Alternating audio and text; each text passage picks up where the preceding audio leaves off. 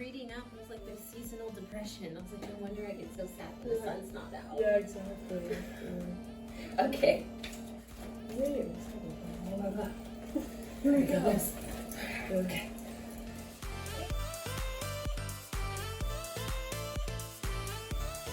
Hey guys, it's Danny, your GAP director, and I'm so excited to introduce you to our next guest, Livi Redden. She's a triple threat. She's an author and the host of the podcast Today is the Future, and she's also a mindfulness and mindset coach. Today she's going to be helping us by bringing you guys some tips and tools that you can use right at home in your everyday life. So guys, make sure that you stay tuned and check out her podcast on our website. You know, we've had a few conversations about like how you got started, but for some of our viewers, can you explain to them what is a mindfulness coach? Yeah, so the three core things I focus on is mindfulness, mindset, and emotional intelligence. Mm-hmm. So essentially each of those, I'm helping people first work on their being, so their state of being, so emotional well-being, mental well-being, so just creating more clarity and peace within themselves, and that's where the mindfulness comes in. And then emotional intelligence, I'm helping people understand how to build healthier relationships, how to communicate with people better, how to have difficult conversations, and also how to regulate and understand their own emotions.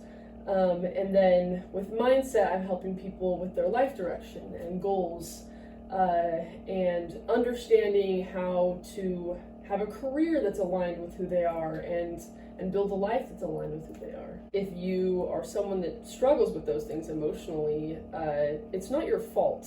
You don't need to feel shame or self-doubt around these topics, because no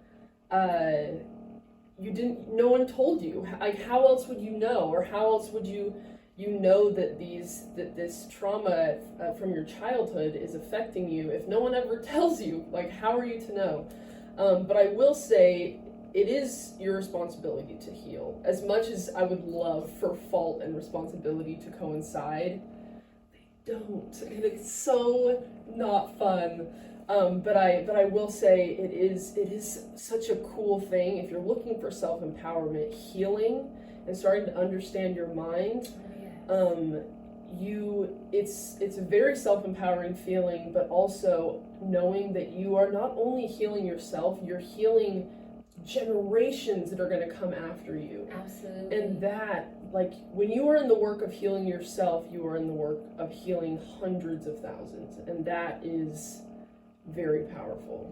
Yes, it's impactful, and it's we think we sometimes need to make these big missions or these huge impacts in life, and sometimes the biggest impact that you can make is just working on yourself and healing 100%. And learning how to love yourself. Oh, and just for some of our viewers at home who might be unavailable or unable to afford a mindfulness coach, or unaware like that these opportunities are out there, like, are there any tips or tricks that you would give to them to use anywhere in their day? Yeah, I mean, there's a lot, but I would say some small things to start with is just slowing down. I mean, we move so fast, myself included. Oh, yes, me too. Yeah, I mean, like running our own businesses, you are constantly thinking about what you're doing, what you're creating, making money, because you need money to live. Yes.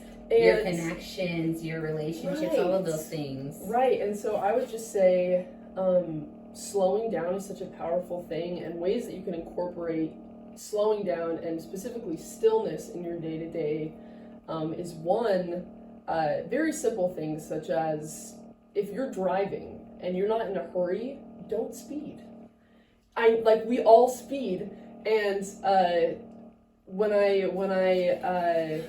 I found myself, it's so simple. I know. It's so simple, but just don't speed. Like, just enjoy the view, enjoy the drive, turn on some like jazz music or whatever, and just be present and take in the beauty. Another thing I would say is making sure there's moments in your day where you're not getting input. I mean, we live in an input society where you're on your phone, You're at school, you're at work, and you're getting talked to, you're talking to somebody else. And I think having moments where like there's no input. So that could be either, like for example, when I drive home from work, I don't listen to any music, I don't listen to any podcasts, it's just silent. I drive the speed limit and it's silent, and I just let myself be with myself. And just allowing yourself to be with yourself with no other external input can bring so much clarity. And you can also do that, like meditation or yoga, and there, there's a lot of free resources on YouTube, or if you just Google it, that can teach you how to do those things, or even there's a technique called 4-7-8 breathing, which is really effective to slow your heart rate. So even say you're sitting on the front porch of your house, or sitting on the balcony of your apartment, or sitting at work, even like in your desk chair, just closing your eyes and doing that 4-7-8 breathing, which is breathing in for 4 seconds, holding for 7, and out for 8. And that just allowing yourself to be present, to really anchor yourself to your breath and bring yourself to the present moment, it's just so helpful for your brain. I mean, even if you aren't, because it's hard to get into when you first start bringing stillness in your day-to-day, your brain's like, ew, I hate that. And there's neurological reasons for that. Your brain is physically like, we don't do this. Like, warning. We don't do, it's like something's wrong. I tried to do an hour-long session of yoga, and that was like a hard thing for me to sit still.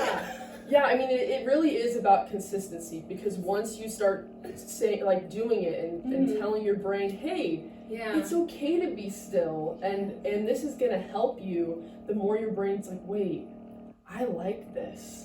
And then slowly it'll tell you when it wants it, and you'll be able to default to, okay, I'm feeling this right now, I'm feeling anxious, I'm feeling stressed, and then your brain will default to, okay, let's be still for a moment. So it is all about consistency, and I do understand that it is uncomfortable, and it's weird, and it feels like, whoa, we've never done this, we don't do this. And the older you are as well, if you've never done it, I would venture to say the more uncomfortable it's going to be, because your brain is less malleable, your neurological pathways have been used more and more, so they've got more used to how you do things. And so I understand it is very uncomfortable, but it will be one of the best things you learn how to do, is to sit in stillness, especially in the world we live in currently. Hey guys, if you liked that video, make sure you check out the full interview on our YouTube channel. The link is in the bio.